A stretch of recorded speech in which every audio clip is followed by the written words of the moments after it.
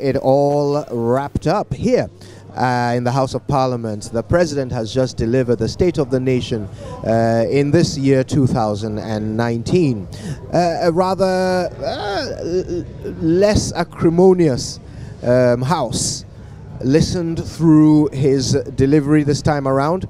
But let's see if we can touch on some of the important issues that came up. Joining me is Joy Business's George Riafi. George. Hi, Kojo. Remarkable, almost dead silence throughout the delivery. I don't know, but again, I need to be educated because I also thought that parliamentarians were quite calm, paying attention to the usual, let me use the word, cut calls and the So even when they were trying to even applaud the president or some of his remarks, that was done in a more of a, let me use a gentleman's way than the usual shouts and all those things that you have the parliamentarians do. So I don't know whether it was deliberate or whatever happened, but some would say interesting presentation. And I want to touch on the economy, Kojo, because you realize that our biggest problem has always been spending much more than what we'll be able to realize.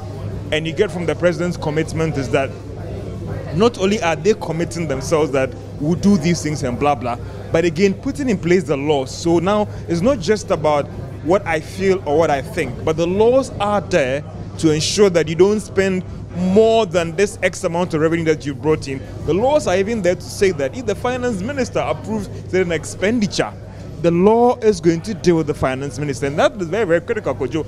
If you're going to enforce these laws, then it means that we are making some progress to ensure that when we get to the election year and post-election year, whatever gains that we've made in the economy, it will not be eroded away or it will not be cleaned away or be washed away just after the elections or during the elections. Indeed, and the way he actually put it was that as a president, he wants to look to the next generation rather than the next election. Because it is critical that there are some within government who believe that they can manage the economy. Even if without the IMF was not on board, they could have done it. So the test is that post this IMF program, let's see how the economy will be managed. So you don't have any big brother there trying to tell you that do this and do that. And again, there is still a debate about whether the program has ended when you're going to exit the program. It was clear from the president's speech that we're going to exit the program in April this year. And for that is very, very critical. So if all these laws are being put in place, then let's see what will happen post this program and let's see how they are going to manage the economy. Now, George, let's talk about what was not mentioned by the president, and that's the performance of the city. Again, Kojo, I also want to get some understanding of what a State of the Nation address is. So it wouldn't be any announcement of policy interventions or what government wants to do, but what is the state of the economy? What is the state of the nation as we speak right now to inform parliamentarians and going forward, maybe what we should expect? What is the state of the economy right now? You can't talk about the state of the economy without mentioning the city and what the city has done. Because don't forget, he also spoke about some measures the government has implemented to try and stabilize the economy. And don't forget, the city is the biggest thief for inflation. That will steal all the gains that you've made. So at least we're expecting that together with the monetary measures and fiscal measures, and that is where government comes in. How are you going to spend your money to ensure that, quote, there isn't too much city out there? So that, Kojo, if I have too much city on me, Kojo, there's a tendency that I will go out there and buy more dollars because the fear is that inflation could erode the city that I hold. And so that is what people are looking at. Now, I spoke to Kojo Oppong Nkrumah before the State of the Nation address was read about the city. Yeah. I asked him specifically whether we as a government caused the fall of the city through some commission or omission. What we learned, what he said was that the market misread some action taken by the Bank of Ghana, and that is what led to the decline in the value of the city. But Kojo, it looks like already we are having some reactions coming in. We're having the chair of Parliament Finance Committee to join us, and we can put some issues to him with respect to why the president was silent on the Ghana city and all those things. And of course, we're very happy to have you. Now, Doc, you were listening to the president. Obviously, a lot of what he had to talk about the economy is stuff that would have crossed your desk as a chair of the Finance Committee. Sure. But let me ask you this specifically. Why did he not mention the decline in the value of the city? But this is a seasonal thing, okay? If you have paid attention to the depreciation of the currency, Yeah, if you've paid attention to the depreciation in the currency, for the first quarter, there's always this seasonal blip. Now, the president must be reporting on year-end numbers. So he's talking about inflation. Now, last year, the depreciation was contained. So what is he supposed to be to worry about? But it happened. It happened. We lost value. We didn't regain it. And this year, even if it's seasonal, it's happened again. So the value of the cedi over the year has made a certain movement downwards. Does that not contribute to the state of our economy? When we say the rate of inflation has come down to 9%, the cost of the cost of living is going up, but it is going up at a slower pace. So you look at the rate of depreciation, the currency is losing value, but at what pace? That's what we are interested in. I'm not worried about the numbers we are seeing. These would correct themselves. Do you feel that the voters, the people you represent in your constituency, do you feel they are as uncaring about the value of the cedi as you are? You are looking at the whole gamut of economic indicators. So it's not only the exchange rate depreciation, which is somewhat, the currency is somewhat falling in the first quarter. Look at inflation, look at interest rates, look at debt to GDP ratio, look at the deficit. If you put all of this together, the health of the economy, it's good. That's what you have to look at. You can't not just pick one indicator and say that, oh, the president didn't talk about... But the president mentioned several indicators and talked about the direction in which they have moved over the year. What you are observing, not the currency. What we are observing in the currency is a seasonal thing. It will correct itself by year end. Right, let's talk about some of the other things he talked about. And he pointed to some positives. For example, Ghana is now the leading receiver of foreign direct investment in West Africa. Let's talk about what that means for the year going forward. We're looking at Ghana Beyond Aid. We now have the roadmap for it.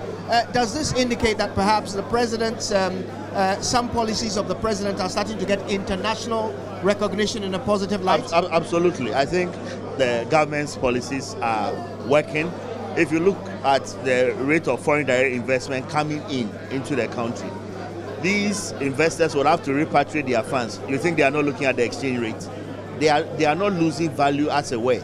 That's why they keep on coming to Ghana. This has become the preferred destination for foreign direct investment. And I'm not surprised, because if you look at the management of the economy, and if you look at all these indices, every single economic indicator has improved from what it was as at the end of December 2016. Right now, I believe we can now speak to the man who used to hold the opposition in the previous government. He's the deputy minority leader. Thank you so much for your time, by the way.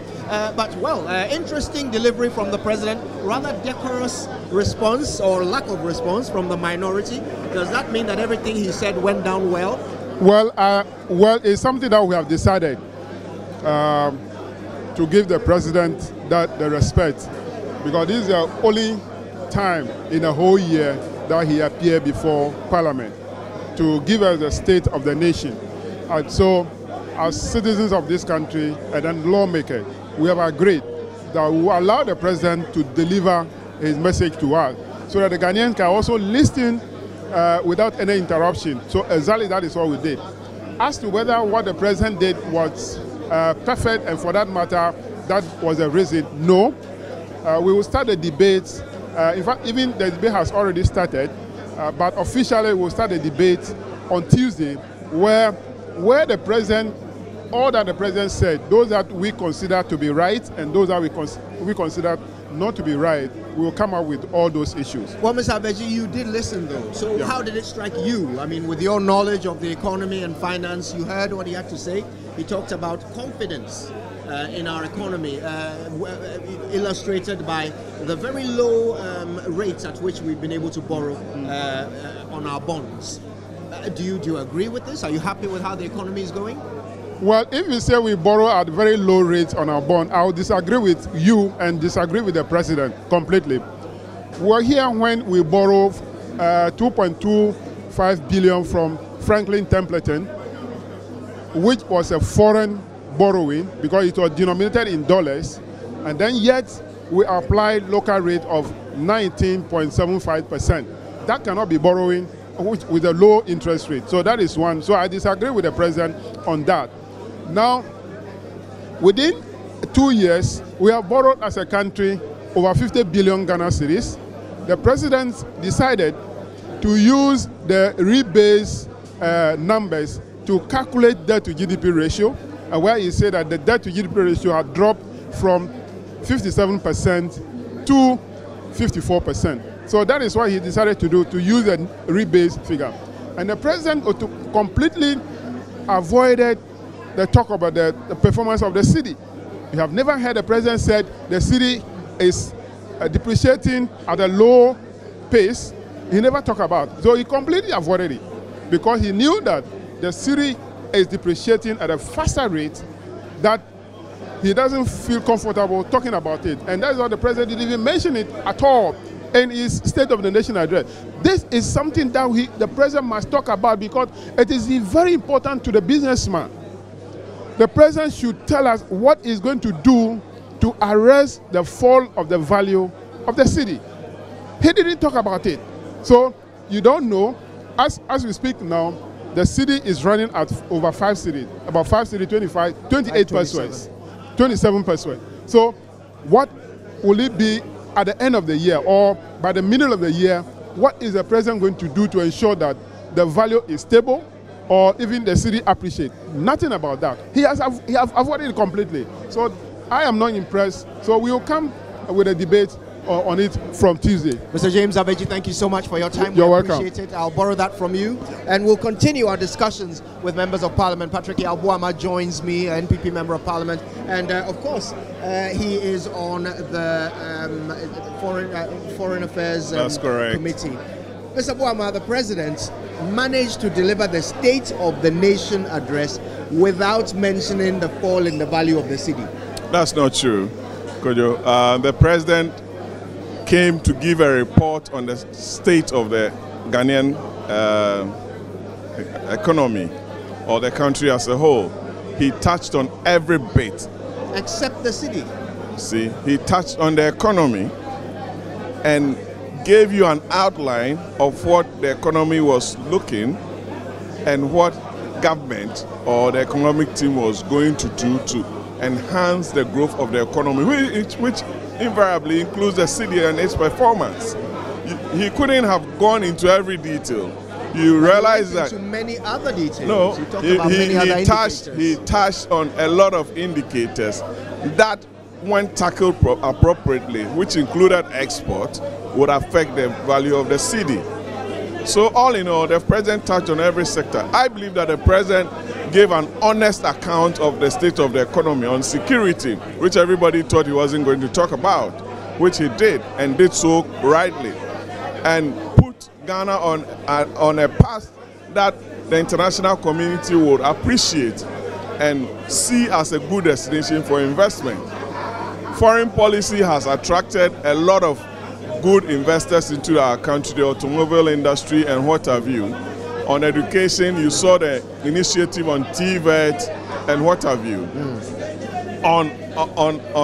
In the area of sports, you saw what the president talked about.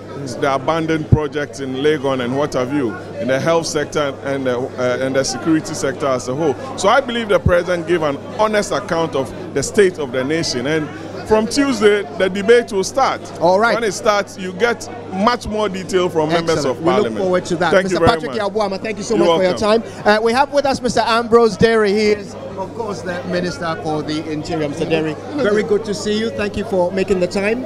Nice to see you too. And I want to say good, is it an afternoon? I believe we're in the afternoon. Yeah, now, good afternoon to your viewers. Mr. Derry, very significant announcement by the president about what he intends to do about these militia groups, which have been a thorn in your side, since you took office. Talk to me about what the president intends to do, how you intend to work with other political parties to achieve what he has promised today. Thank you very much. I think what the president has done today is just a continuation or maybe an elaboration of a position that he has held since he came in. The message, as far as we are concerned, about vigilantes, we stated right from the word go that these were illegal activities and that we must bring that to an end. You recall that I've had occasion to say that any commander, police commander, who did not arrest vigilante suspects would be sanctioned. I had to go as far as that. So what the president has done is only restating the position that he has held. Look here, talking about by-elections, we had a number of them. I was deputy minority leader when the by-election took place in Cheponi. We were there, and there were these incidents of shooting. Lady was shot in the head, went to the theater. Professor Frimpong Boateng had to leave us to go and do all that. Again, I was back in my private practice when we had Tolency, and there was violence again. There was shooting incident. If you recall, the then minister of Interior said, "Violence begets violence." That was what I said at the time. So here we are dealing with a clear and consistent policy and position that this illegal acts of vigilantes must stop. I am encouraged by the fact that in recent days there appears to be considerable consensus.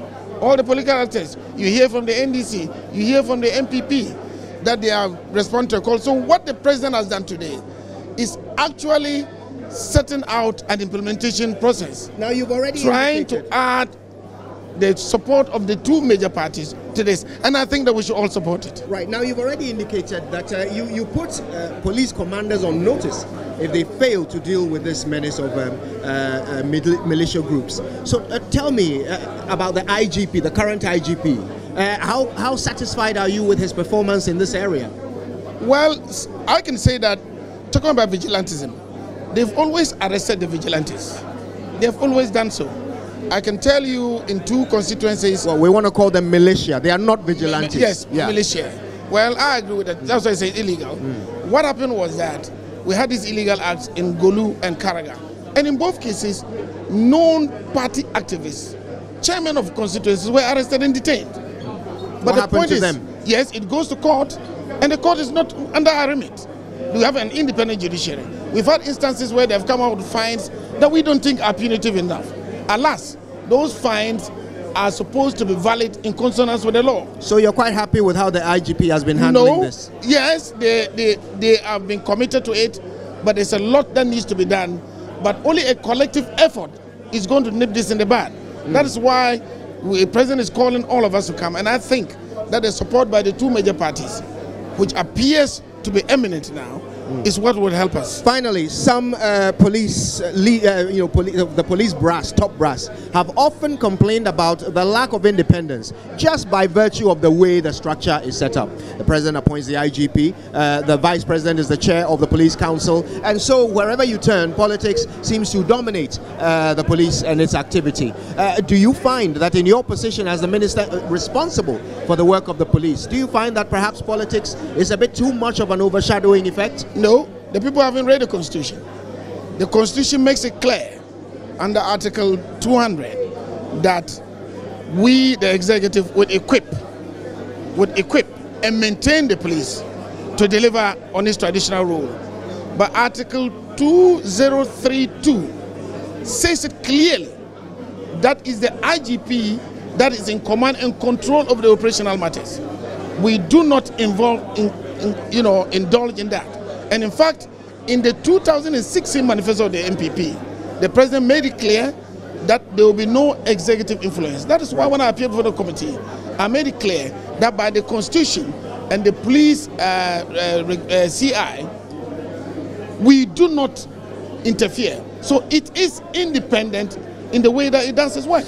Finally, tell me what your impression is of the contradictions in testimony that we've heard from the police operatives and the national security operatives at the commission hearing so far. Well, I don't see any contradiction. There are two clear events and operations that day.